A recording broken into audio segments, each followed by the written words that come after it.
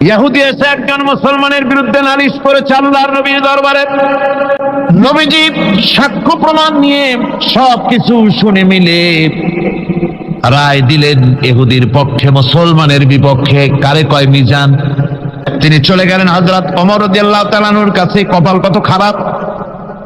তার কাছে গিয়ে বলছেন, ভাই ওমর, একটা বিচারের ছানি করার জন্য আসছি। বলে, ছানি আসছো আমার কাছে? পয়লা গেছিলা কার কাছে? গেছিলাম মুহাম্মদ সাল্লাল্লাহু আলাইহি ওয়াসাল্লামের কাছে। দেখেন অবস্থাটা। সবকিছু শুনে মিলে আমি মুসলমান, চান্দা দেই, জিহাদের পয়সা দেই, সাথে সাথে থাকি, জামাতে নামাজ পড়ি, জিহাদের ময়দানে যাই। বিচারটা আমার পক্ষে না হয়ে রাসূল পক্ষে রায় দিয়ে দিলেন। এটা একটা কথা হইল নাকি? আপনি বিচক্ষণ মানুষ, সবকিছু শুনে মিলে আপনি বিচারটার ছানি করে দেন। হযরত ওমর বলেন, বাবাজি অপেক্ষা করো, আমি তোমার বিচারে ছানি করতেছি, দাঁড়াও। হযরত ওমর ঘরের মধ্যে ঢুকলেন, তরবারি নিয়ে আসলেন। খাপের থেকে তরবারি বার করে হযরত ওমর বলেন, যেই ব্যক্তি আল্লাহ নবীর ফয়সালা করার পর তা মানতে পারে না, তার ছানি করতে আসে, তার ফয়সালা তো এই রকম করে করে দিতে হয়। তরবারি মারলেন। একজন রাসূল পাক সাল্লাল্লাহু আলাইহি ওয়াসাল্লাম এক ইহুদির কাছ থেকে ধার করেছিলেন এবং নির্ধারিত তারিখে ধারের টাকা পরিশোধ করেছেন। ওই ইহুদি প্রতিমধ্যে একদিন রাসূলকে ধরে বলছেন, মুহাম্মদ সাল্লাল্লাহু আলাইহি ওয়াসাল্লাম, তুমি আমার কাছ থেকে যে টাকা নিয়েছিলে টাকাগুলি ফেরত দাও। উনি বলছেন, আমি তো টাকা তোমাকে ফেরত দিয়েছি। কয় না, আমি টাকা পাই নাই, টাকা ফেরত দেয়। হুজুর বলছেন দিয়েছি, আর ও বলছে দাও। এমন সময় একজন সাহাবী এসেছেন, বলছেন, হুজুর এখানে কি হচ্ছে? হুজুর বলছেন, এই লোকটার কাছ থেকে আমি টাকা নিয়েছিলাম, টাকাটা ফেরত দিয়েছি, তারপরে সে আমার কাছে বলছেন আমি ফেরত দেইনি। সাহাবী বলছেন, হুজুর আমি জানি আপনি তাকে টাকা ফেরত দিয়েছেন। হুজুর বলছেন, তা কি করে হয়? আমি যখন টাকা গ্রহণ করি তখনও তুমি এখানে উপস্থিত ছিলে না, আর যখন আমি টাকা তাকে ফেরত দেই তখনও তুমি তা দেখোনি, তুমি কোনো সময় এর সাক্ষী ছিলে না, উপস্থিত ছিলে না। তুমি কি করে বলছো যে আমি তার টাকা ফেরত দিয়েছি? তুমি সাক্ষ্য, তুমি যে সাক্ষী, তার প্রমাণ কি? কি করে তুমি তা বলছো? সাহাবী বলছেন, ইয়া রাসূলুল্লাহ, আমরা আল্লাহ রাব্বুল আলামিনকে চিনতাম না, অসংখ্য মূর্তি পূজা করতাম, আমাদের বাপ দাদারা 14 গোষ্ঠী মূর্তি পূজা করত। আপনি বলেছেন এই মূর্তি পূজা চলবে না, এক আল্লাহর গোলামি করো, তার দাসত্ব করো। আল্লাহরে দেখি নাই, আপনার কথা মতো মা বাপের ধর্ম পরিত্যাগ করে, হাজার হাজার শত শত মূর্তিগুলিকে পরিত্যাগ করে এক অদেখা আল্লাহরে বিশ্বাস করেছি, দেখি নাই। আপনি বলেছেন ফেরেশতা আছে, দেখি নাই, বিশ্বাস করেছি। আপনি বলেছেন জাহান্নাম আছে, বেহেশত আছে, দেখি নাই, বিশ্বাস করেছি। আপনি বলেছেন এ দুনিয়া এই জীবন জীবন নয়, আর একটা জীবন আছে, ওখানে আমাদেরকে উপস্থিত হতে হবে, জবাবদিহি করতে হবে আল্লাহর দরবারে। দেখি নাই, সাক্ষী পাই নাই, তবুও আপনার কথা মতো বিশ্বাস করেছি। হে আল্লাহর নবী, কোন সাক্ষ্য প্রমাণ ছাড়া শুধুমাত্র আপনার কথা মতো যদি এতগুলি বড় বড় কথা বিশ্বাস করতে পেরে থাকি, তাহলে ইহুদির এই মাত্র কয়েকটা টাকা ফেরত দিয়েছেন, এ কথা কেন বিশ্বাস করব না? অবশ্যই ফেরত দিয়েছেন, কোনো সন্দেহ নেই। গভীর রজনীতে আল্লাহর নবী ঘুমিয়ে আছেন। গভীর রাত্রে মক্কা শরীফে হযরত জিবরাইল এসে বলেন, আসসালামু আলাইকা ইয়া রাসূলুল্লাহ, ইন্নাল্লাহা ইয়াকরাউকা সালাম। হুজুর, আল্লাহ আপনাকে সালাম বলেছেন। আর আমি দেখে এলাম আপনার ঘরের চতুর্দিকে কাফেরেরা তরবারি নিয়ে দাঁড়ানো। মেহেরবানি করে আপনি ঘুমের থেকে জেগে হিজরত করে মদিনায় চলে যান। নবীজি ঘুমের থেকে জাগলেন, হযরত আলীকে ডেকে বলেন, আলী রে, আমার বিছানার উপরে আরাম করে ঘুমায় থাকো, শুয়ে থাকো, আল্লাহর অর্ডার হয়েছে, আমি মদিনার দিকে চললাম। আমার ভাইরা, হযরত শেরে খুদা আলী রাসূলের দিকে তাকিয়ে বলেন, ইয়া রাসূলুল্লাহি, আপনার বিছানায় আপনার চাদর, আপনার কম্বলখানা গায়ে দিয়ে আমি শুয়ে থাকবো। সকালবেলায় কাফির বেঈমানেরা এই ঘরের মধ্যে ঢুকে আপনার বিছানায় আপনার চাদর মুড়ি দিয়ে আমি আলীকে তারা মুহাম্মদ মনে করবে, আর আমাকে মুহাম্মদ মনে করে তাদের তরবারি দিয়ে তারা আমাকে টুকরা টুকরা করে জমিন থেকে বিদায় করে দেবে। আমি আলীর দিলের মধ্যে কোনো দুঃখ কষ্ট থাকবে না, বরং আমার মনের মধ্যে এটাই তৃপ্তি হবে যে আমি আলীর জীবনের বিনিময়ে আল্লাহর নবী দুনিয়ায় বেঁচে আছেন। ভাইরা আমার, নবীজি ঘরের থেকে বেরোলেন, ঘরের থেকে বেরিয়ে দেখেন চতুর্দিকে কাফেরেরা, হাতে এক মুষ্টি বালু নিলেন, শাহাতিল ওযু করে দম করে বালুটা ছাড়া দিলেন। চতুর্দিকে কাফেরে দাঁড়ানো, কাফেরদের চোখে বালু চলে গেল। বালি চোখে গেলে অবস্থাটা কি হয় আপনারা জানেন। দুই হাত দিয়া চোখ রগড়াতেছে কাফেরেরা। নবীজি সরে গেলেন, একটা কাফেরও দেখতে পেল না কোন ফাঁকে নবী চলে গেলেন। পরবর্তী সময় আল্লাহ রাব্বুল আলামিন নবীকে ডেকে বলেন, ওয়া মা রামাইতা ইয রামাইতা ওয়ালাকিন্নাল্লাহা রামা। ও নবী, আপনি নিক্ষেপ করেন নাই যখন আপনি নিক্ষেপ করেছিলেন, আপনি শুধু বালুকণা ছেড়ে দিয়েছিলেন, আর আপনার ঘরের চতুর্দিকে কাফেরদের চোখে বালুকণা পৌঁছে দেওয়ার দায়িত্ব আমার হুজুরাত গ্রহণ করেছিল। সুবহানাল্লাহ, সুবহানাল্লাহ। আমার ভাইরা, নবীজি হযরত আবু বকরের বাড়িতে গেলেন, দরজায় গিয়ে আস্তে করে নক করেছেন। দরজায় গিয়ে আস্তে করে নক করলেন, ভিতর থেকে আওয়াজ এলো, কে? ভিতর থেকে লাব্বাইকা সাদাইকা বলে হযরত আবু বকর বেরিয়ে এলেন। আল্লাহর নবী জিজ্ঞাসা করলেন, আবু বকর রে, এক ডাক দিলাম আর তুমি এক ডাকে সাড়া দিলে, তুমি কি ঘুমাও নাই? হযরত আবু বকর বলেন, ইয়া রাসূলুল্লাহ, আপনি বলেছিলেন আমাকে সাথে নিয়ে হিজরত করবেন। আমি চিন্তা করেছি না জানি কত গভীর রাত্রি নবীজি আসেন, আর আমার দরজার কিনারে দাঁড়ায়া নবীজি যদি দাঁড়ায়া দাঁড়ায়া ডাকে আবু বকর আবু বকর বলে, আমি আবু বকর যদি বিছানায় ঘুমায় আরাম করতে থাকি, নবীজির সঙ্গে বেয়াদবি হয়ে যাবে, এই ভয়তে আমি বিছানায় না শুয়া এই দেওয়ালের সঙ্গে দাঁড়ায়া দাঁড়ায়া ঘুমাচ্ছিলাম।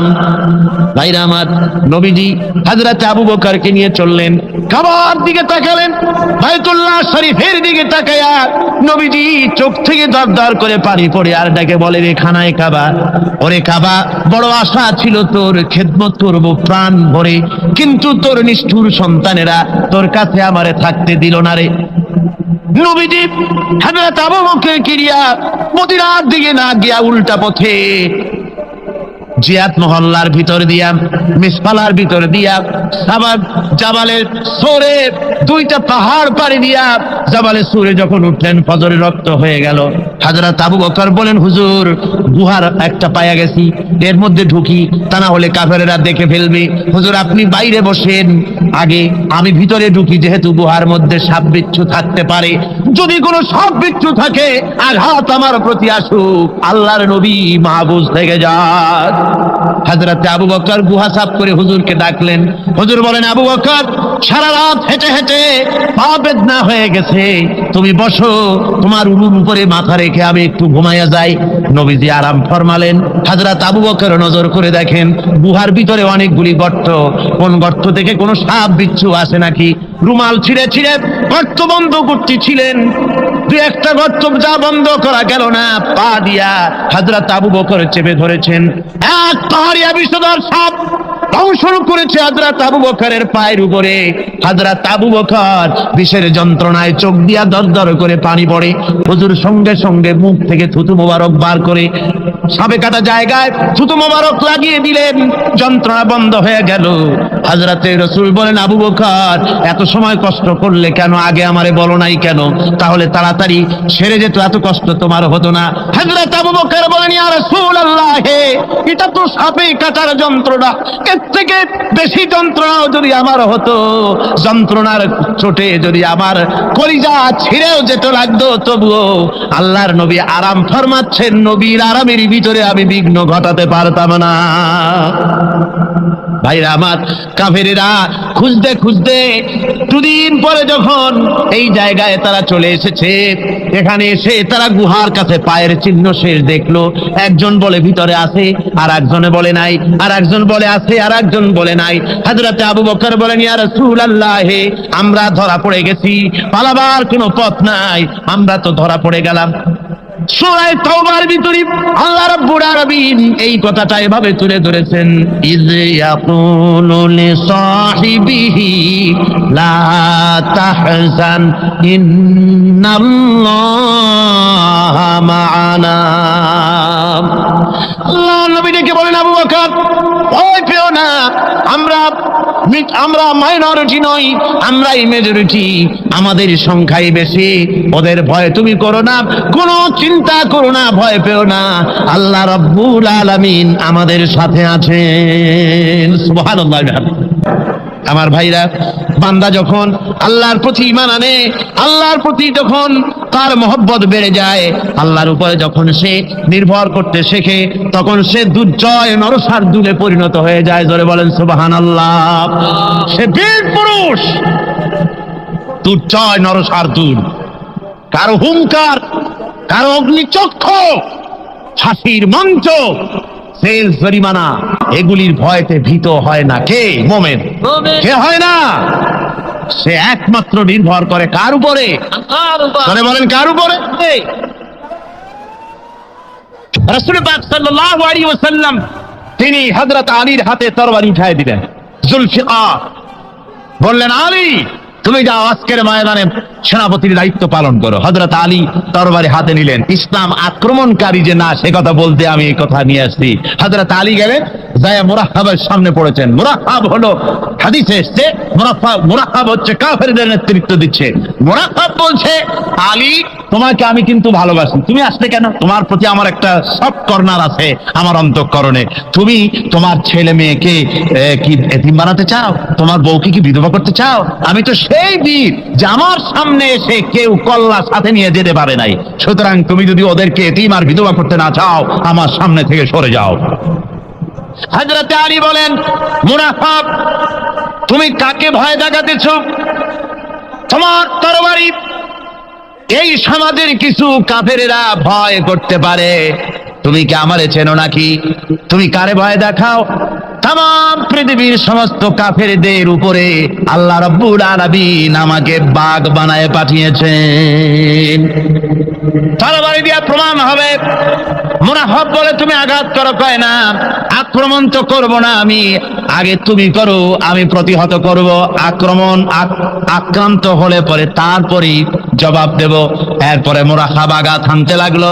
হযরত আলী সমস্ত রণকৌশল দিয়ে আঘাতগুলি তিনি ফিরিয়ে দিতে লাগলেন। এরপরে হযরতে আলী বলছেন, মুনাফিক এবার তৈরি হও আমার আঘাত সহ্য করার জন্য।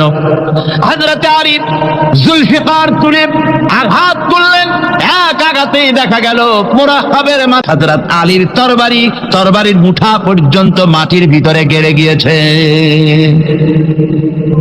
খায়বারের দুর্গ দখল হয়ে গেল।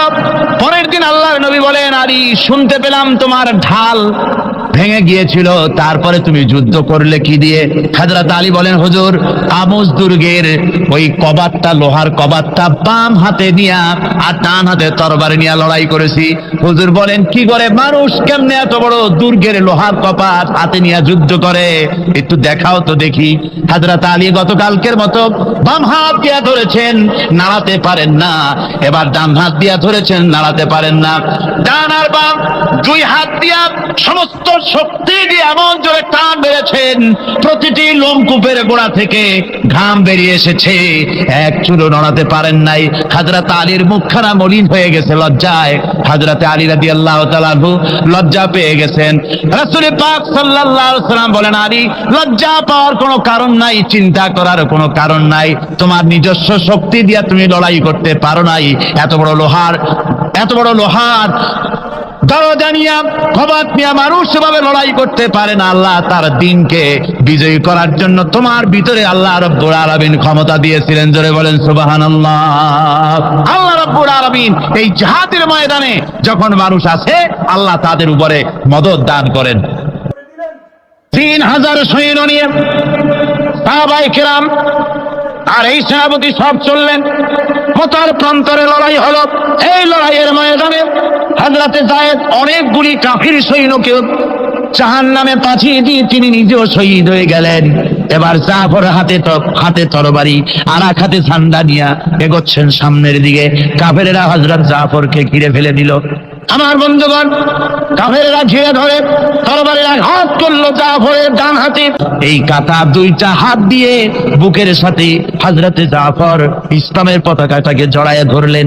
পাশের সাহাবীকে ডেকে বলেন, ও রাসূলুল্লাহর সাহাবী শোনো, আল্লাহর নবীকে আমার সালাম বলে দিও আর শোনায়া দিও, জীবনের শেষ মুহূর্ত পর্যন্ত ইসলামের পতাকা উঁচু করে রেখেছিলাম, মাটিতে পড়তে দেই নাই।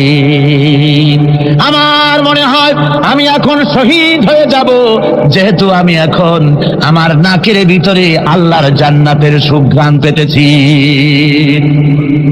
হযরতে জাফর শহীদ হয়ে গেলেন। হযরত আব্দুল্লাহ বিন ওয়াহাব, হযরত আবু উবাদা দুজনে মিলে ছুটলেন ঝান্ডা ধরার জন্য। ওনারা বলেন, এগিয়ে গিয়ে দেখি সামনের পরে চূড়ে পতাকা উঠতেছে। ভাবলাম আমরা যাওয়ার আগেই ইসলামের পতাকা কে ধারণ করলো। কাছে গিয়ে দেখি হযরতে জাফরের ডান হাত এক পাশে পড়ে থেকে ইসলামের পতাকা কামড়ায় ধরে উঁচু করে রেখে দিয়েছেন।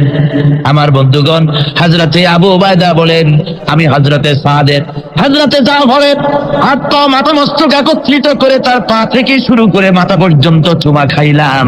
তাকে জানাজা করে দাফন করে রাখলাম কবরের ভিতরে।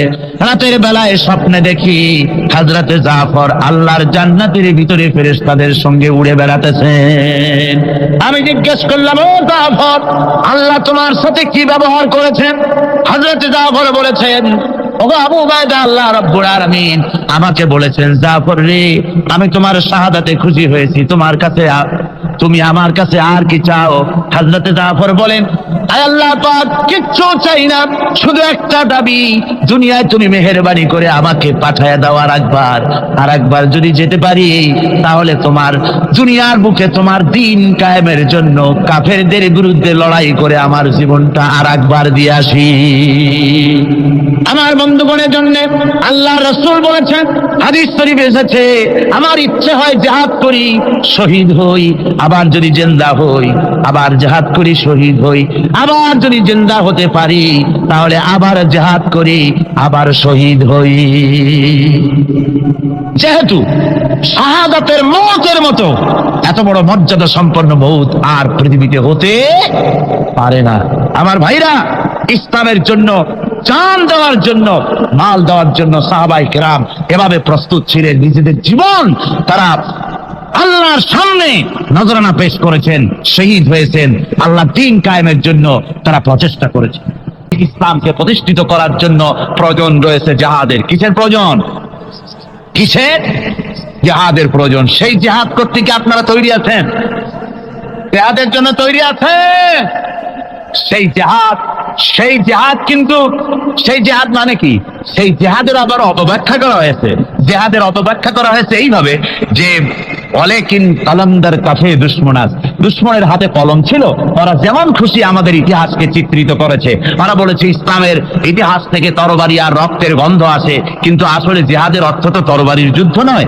জিহাদের অর্থ হচ্ছে যে কোনো উদ্দেশ্যকে সফলতায় পর্যবসিত করার জন্য যে প্রাণান্তকর প্রচেষ্টা করা হয়, ওই প্রচেষ্টার আরবি নাম হচ্ছে জিহাদ।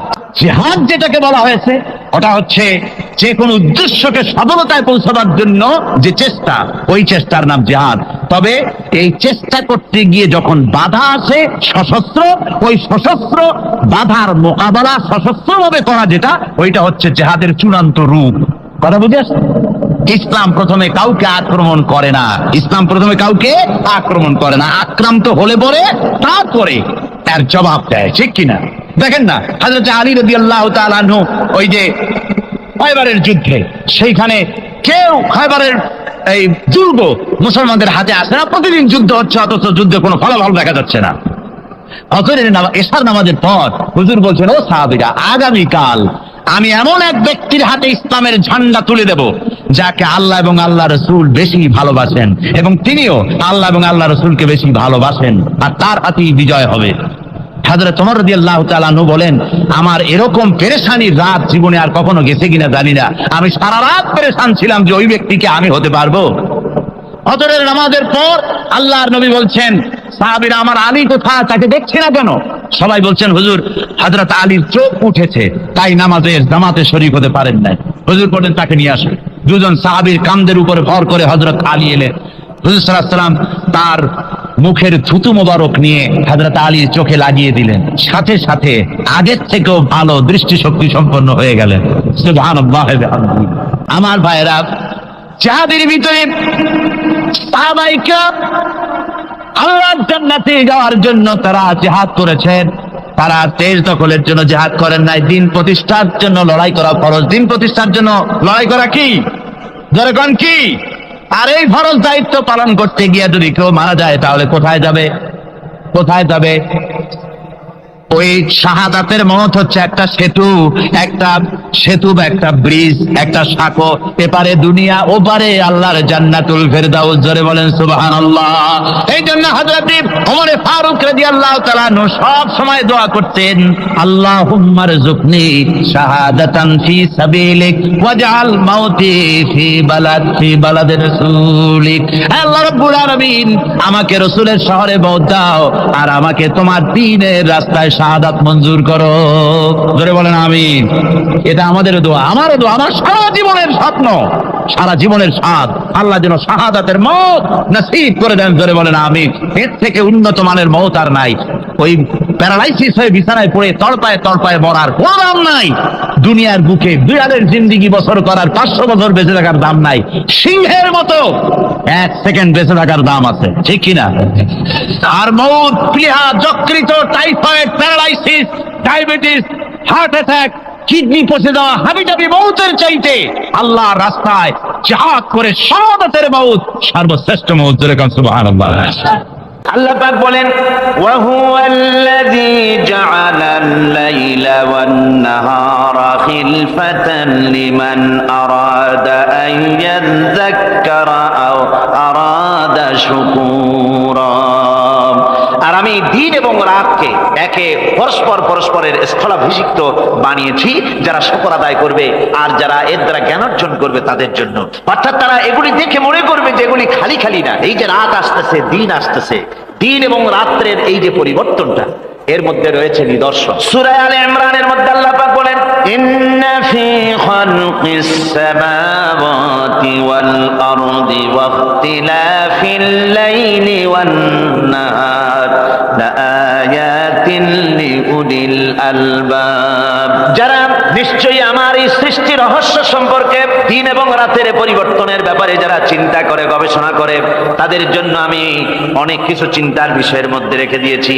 তারা এসব আমার সৃষ্টি নৈপুণ্যতা দেখে তারপরে তারা হতবাক, বিস্ময় বিমুখ হয়ে তারা বলে, এগুলি দেখে আর বলে, আল্লাযীনা ইয়াযকুরুনাল্লাহা কিয়ামান ওয়া কুউদান ওয়া আলা জুনুবিহিম ওয়া ইয়াতাফাক্কারুনা ফি খালকিস সামাওয়াতি ওয়াল আরদ। তারা বসা অবস্থায়, দাঁড়ানো অবস্থায় আমার প্রশংসা করে আর বলে, রব্বানা মা খালাকতা হাযা বাতিলান সুবহানাকা ফাকিনা আযাবান নার। আয় আল্লাহ পাক, তুমি কোনো কিছু খেল তামাশার বিষয়বস্তু করে তৈরি করো নাই, অতএব জাহান্নামের শাস্তি থেকে তুমি আমাকে রক্ষা করো। আল্লাহর নবী বলেছেন, আল্লাহর সৃষ্টি নৈপুণ্যতা সম্পর্কে যদি কোনো বান্দা 1 ঘন্টা চিন্তা করে, 1 ঘন্টা যদি গবেষণা করে, চিন্তা করে, রব্বুল আলামিন তার আমলনামায় 60 বছরের নফল ইবাদতের সওয়াব লিখে দেন। জোরে বলেন সুবহানাল্লাহ।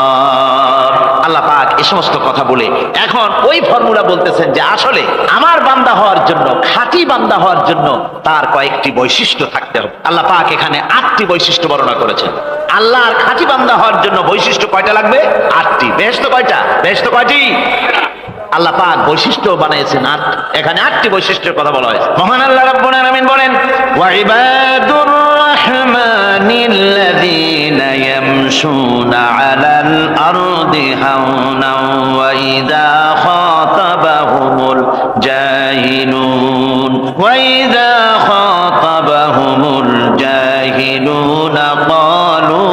সালামা। রহমানের খাঁটি বান্দা তারা, রহমানের আসল বান্দা তারা, যারা নাকি জমিনের উপর থেকে যখন হাঁটে খুব বিনয় বিনম্রতার সাথে তারা চলে। ওয়াইদা খাতাবাহুমুল জাহিলুন, আর যখন জাহিলরা তাদের সঙ্গে কথাবার্তা বলতে আসে তখন তারা তাদেরকে বলে তোমাদের প্রতি সালাম, এই বলে তারা চলে। অর্থাৎ এই 8টি বৈশিষ্ট্যের প্রথম বৈশিষ্ট্য ধরা হয়েছে চালচলনকে। ইমানদার খাঁটি বান্দা যারা, তাদের চালচলন সম্পর্কে প্রথম বৈশিষ্ট্য ধরা হয়েছে।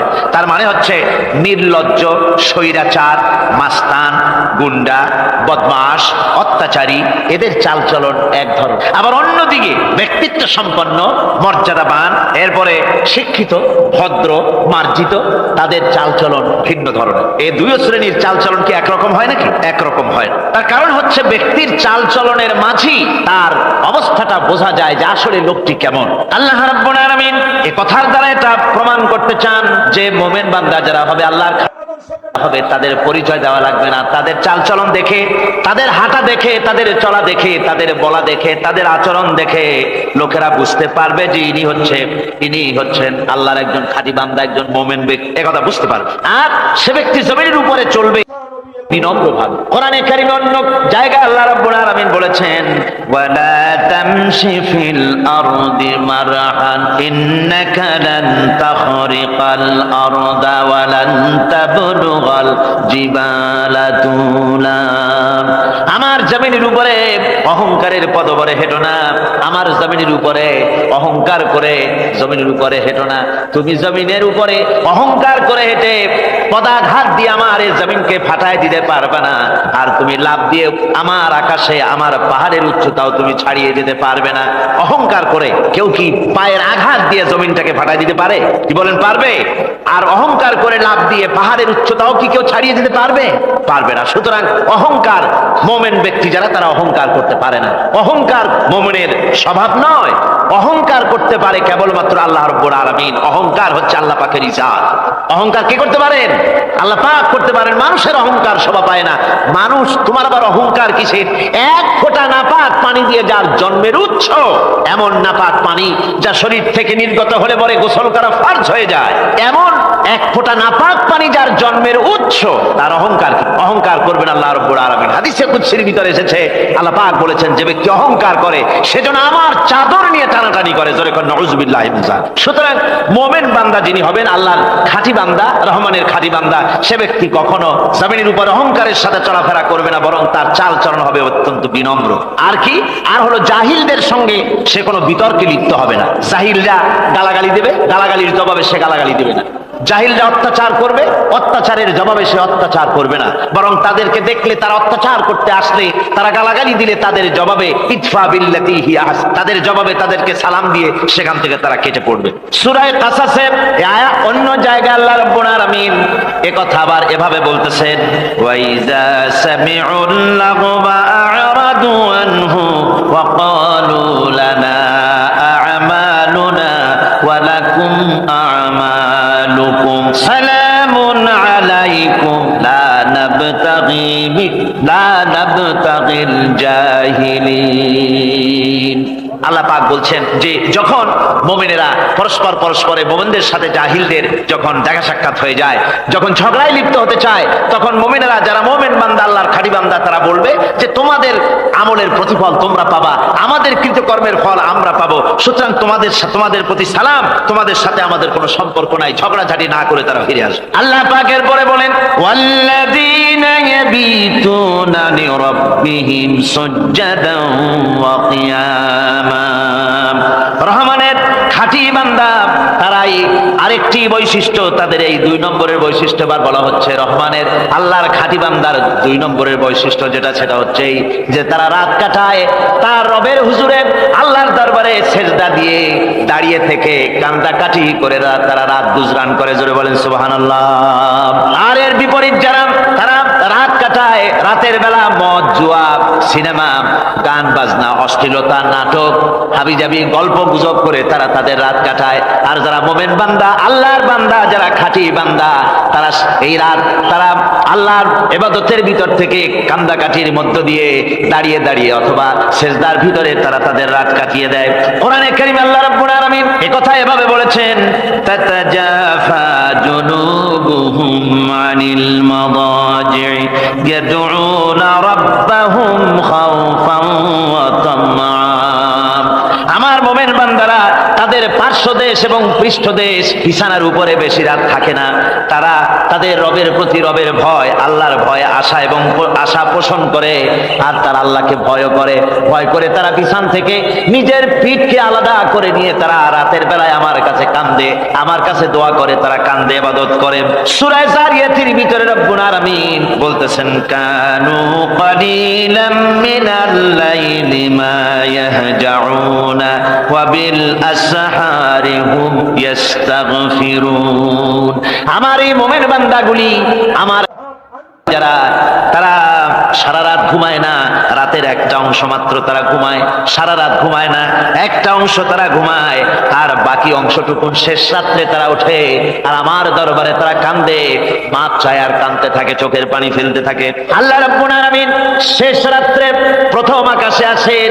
হাদিস প্রথম আকাশে আল্লাহ রাব্বুল আলামিন এসে দুনিয়ার মানুষকে ডাকেন, কে আছো? গুনাহ করে জীবন বোঝাই করে ফেলেছো, নাফরমানি করেছো, গুনাহ করেছো, অথবা বিপদে পড়েছো, ঋণগ্রস্ত হয়ে পড়েছো, অসুবিধায় পড়েছো, মামলা মকদ্দমায় পড়েছো, আমার কাছে মাপ চাও, আমার কাছে সাহায্য চাও। এই সময় যে সমস্ত বান্দারা কে হারাম করে আল্লাহর দরবারে কাঁদতে থাকে, তাহাজ্জুদের নামাজ আদায় করে যখন হাত তুলে কাঁদে, আল্লাহ পাক তখন এই দৃশ্য দেখে ফেরেশতাদের বলেন, ও আমার ফেরেশতারা, আমার ওই বান্দাগুলি কাঁদে কেন? সমস্ত মানুষ যখন ঘুমানো, এই বান্দাগুলি কাঁদে কেন বলো? ফেরেশতারা বলে, আল্লাহ তুমি তো ভালো করে জানো। ফেরেশতারা বলে, আল্লাহ আল্লাহ পাক বলবেন, তবুও তোমাদের মুখ থেকে শুনতে চাই। ফেরেশতারা তখন বলবে, রব্বুল আলামিন তোমার বান্দা গুনাহ করেছে, জাহান্নামের ভয়তে তোমার কাছে কাঁদতেছে, তোমার ভয়তে কান্দে, জাহান্নামের ভয়তে কান্দে। আল্লাহ জিজ্ঞেস করেন, ফেরেশতারা, ওরা যে আমার ভয়তে কান্দে, ওরা কি আমারে দেখছে নাকি? ফেরেশতারা বলেন, না খোদা তোমারে দেখে নাই। আল্লাহ পাক বলেন, ওরা আমার যে জাহান্নামের ভয়তে কাঁদে, ওই জাহান্নাম তারা দেখেছে নাকি? ফেরেশতারা বলে, না আল্লাহ, তোমার জাহান্নাম ওরা দেখে নাই, তোমার বেহেশত কিছুই দেখে নাই। আল্লাহ পাক বলেন, ও আমার ফেরেশতারা, এই বান্দাগুলি আমার দুজক দেখে নাই, আমাকে দেখে নাই, হাসর মিজান সিরাত কিছুই দেখে নাই, শুধু কোরআনের কথা শুনে, আমার নবীর কথা শুনে, আমার কোরআনের কথা শুনে বিশ্বাস করে আরামের ঘুমকে হারাম করে কিভাবে কাঁদতেছে তাকায় দেখ। আমার রহমতের দরিয়ায় জোশ মেরে গেছে, তোরা সাক্ষী থেকে যা, আমার ওই ক্রন্দনরত বান্দাগুলিকে আমি আল্লাহ মাফ করে দিলাম। আমার ভাইয়েরা, আল্লাহ পাক বলেন, আম্মান হুয়া কানিতুন আনা আল-লাইলি সাজিদাও ওয়া কাইমা। আল্লাহ রাব্বুল আলামিন বলেন, সিজদার ভিতরে আর দাঁড়ানোর ভিতরে আমার এই বান্দাগুলি আখিরাতে আমার সঙ্গে দেখা করা লাগবে এই ভয়তে, জাহান্নামের ভয়তে তারা কাঁদে, এভাবে কাঁদতে থাকে, আর আল্লাহ পাক ওই সময় তাদের গুনাহ মাফ করতে থাকেন। কোরআনে কারীমের ভিতরে আল্লাহ পাক বলেন, সারা রাত ঘুমাতে আল্লাহ নিষেধ করেছেন, সারা রাত যেন ঘুমায় না, পাইকারি ধরে ঘুমায় না, একটু জাগো। ওয়াজকুর ইসমা রাব্বিকা বুকরাতাও ওয়া আসীলা। সকাল এবং সন্ধ্যায় তোমার প্রভুর, তোমার রবের জিকির করো, স্মরণ করো। ওয়া মিনাল লাইলি ফাসজুদ লাহু ওয়া সাব্বিহহু লাইলান তাওয়িলা। তোমার রাতের বেলায় রাতের একটা অংশ সিজদায় অবনত হও, আর রাতের দীর্ঘ সময় ঘুমায় থেকো না, হয় একটা লম্বা সময় ঘুমাও, কিন্তু একটা অংশ রাখো যে সময় তুমি আমার দরবারে সিজদায় পড়ে যাবে, কাঁদবে। আমার বন্ধুগণ, রাতটা ওয়াজআলনাল লাইলা সুবাতা, আল্লাহ রাব্বুল আলামিন ওয়াজআলনা সুবাতা ওয়াজআলনান নাওমা সুবাতা ওয়াজআলনাল লাইলা লিবাসা, ঘুমকে বানাইছেন আল্লাহ শান্তির বাহন, আর রাতকে করেছেন আচ্ছাদন। রাতকে কি করেছেন? আচ্ছাদন। রাতকে একটা পর্দা লাগিয়ে দিয়েছেন, রাতের পর্দা। যেহেতু প্রেম ভালোবাসা ঢোল পিটায় করা যায় না, ঢোল পিটায় প্রেম করা যায় যায় না, মানুষকে দেখায় দেখায় প্রেম ভালোবাসা করা যায় না, এটা হলো দুনিয়ার রীতিনীতি।